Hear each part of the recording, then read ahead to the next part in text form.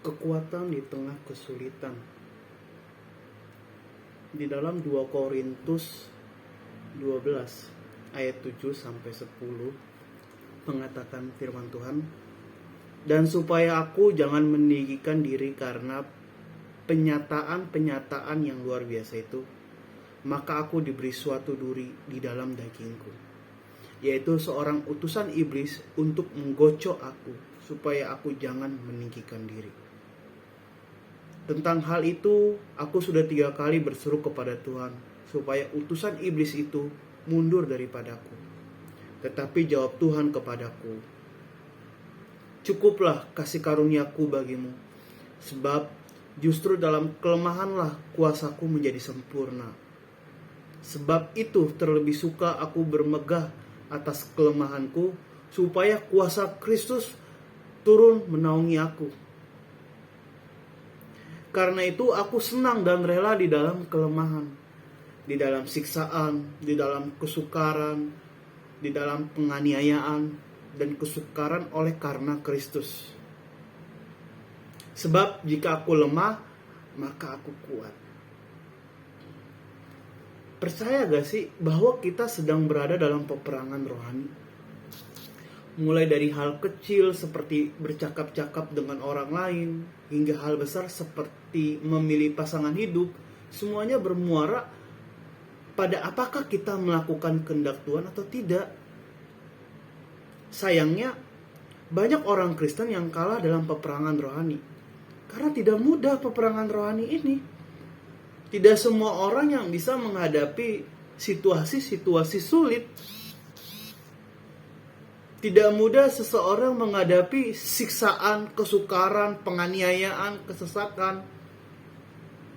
Tidak mudah.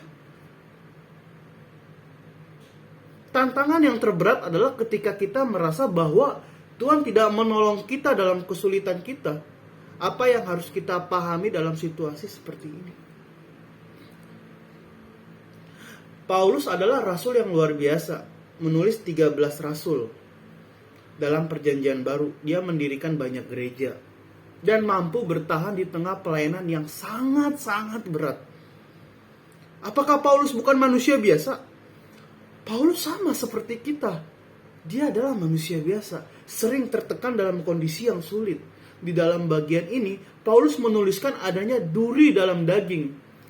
Alkitab tidak menjelaskan apakah itu berupa kelemahan fisik, tekanan dari dalam diri, atau untuk melakukan dosa. Atau bisa dikatakan, atau tekanan dari orang-orang yang menantang pelayanannya. Yang jelas Paulus merasakan peperangan rohani yang berat.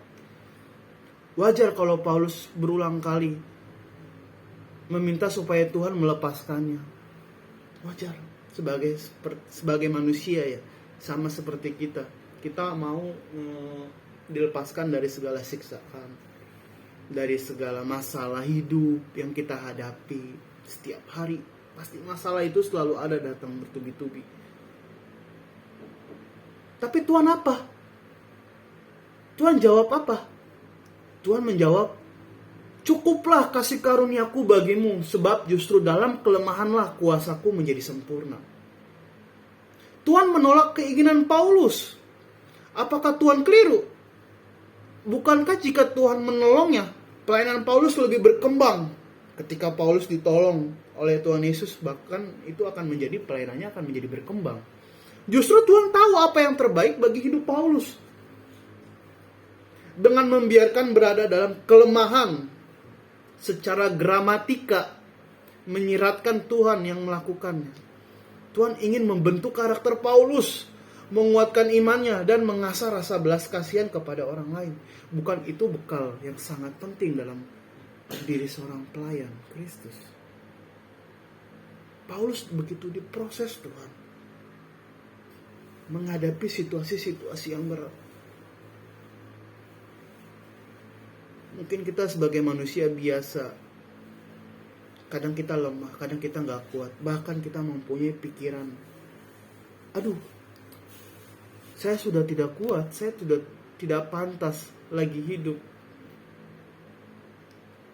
Karena begitu banyak masalah-masalah yang saya hadapi. akhirnya mempunyai pemikiran-pemikiran yang dikuasai oleh setan yang masuk dalam dirinya, yaitu untuk membunuh diri atau untuk bunuh diri untuk menyelesaikan masalah-masalah hidupnya, kesulitan-kesulitan hidupnya, penganiayaan yang ada di dalam dirinya.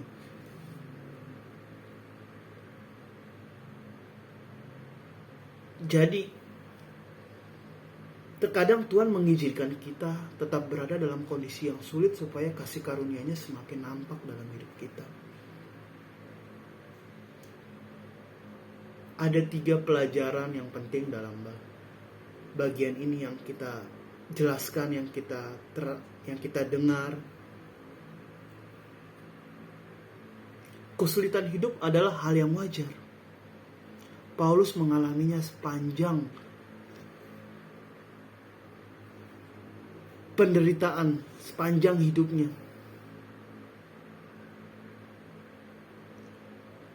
Jangan goyah ketika tiba-tiba ada kesulitan hidup. Itu bukan terjadi karena Tuhan tidak mengasihi kita, tetapi karena kita hidup di dalam dunia yang rusak.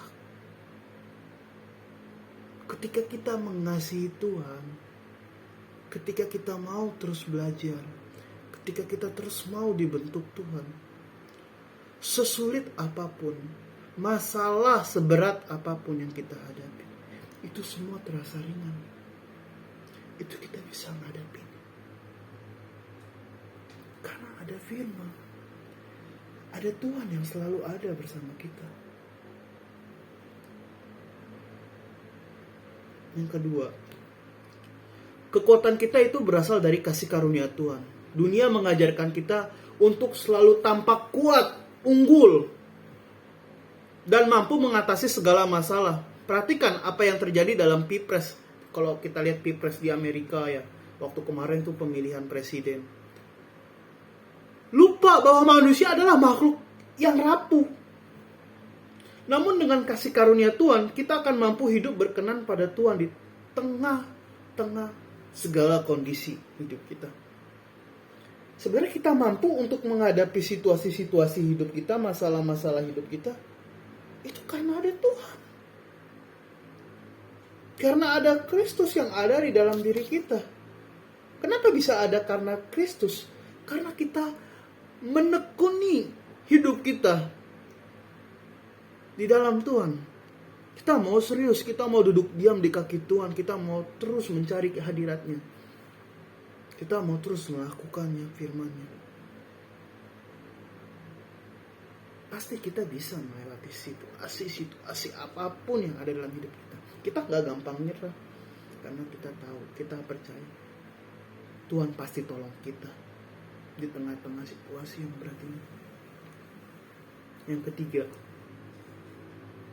Alkitab tidak mengajarkan untuk mencari penderitaan, tetapi mengajarkan bahwa kasih karunia Tuhan cukup. Bahkan di tengah penderitaan seberat apapun, ada orang Kristen yang merasa bahwa semakin susah hidupnya, Tuhan semakin berkenan. Ingat, Tuhan berkenan pada kita bukan karena siapa diri kita, tetapi karena pengorbanan Kristus di kayu salib dengan menjadi anak Tuhan. Maka hidup kita akan dijaga oleh Tuhan dengan kokoh. Ketika kita menjadi anak Tuhan yang sah, ketika kita menjadi anak Tuhan yang benar, maka hidup kita akan dijaga oleh Tuhan dengan kokoh. Kita pasti bisa melewati setiap semua kondisi-kondisi hidup kita. Emang kita sering gak ngerti. Sering kita gak ngerti. Seperti lagu ini. Sering ku tak mengerti jalan-jalan-Mu Tuhan, bagai di belantara yang kelam. Tanpa 1000 tanya, namun tetap percaya, jejak-Mu Tuhan sungguh sempurna. Ajarku memahami semua yang Kau ingini, agar hidupku puaskan hati-Mu. Gitu. kita jalan bersama Tuhan, kita terus melangkah agar kita terus memuaskan hati dan perasaan Tuhan lewat hidup kita. Masalah tantangan hidup itu tidak melebihi dari kekuatan kita. Tuhan pasti ngertiin anak-anaknya. Tuhan tahu kemampuan anak-anaknya. Tuhan tahu kapasitas anak-anaknya untuk menghadapi situasi-situasi hidupnya. Jadi Tuhan gak tinggal diam. Tuhan pasti tolong kita. Tuhan pasti bantu kita. Tuhan pasti ada selalu bersama kita.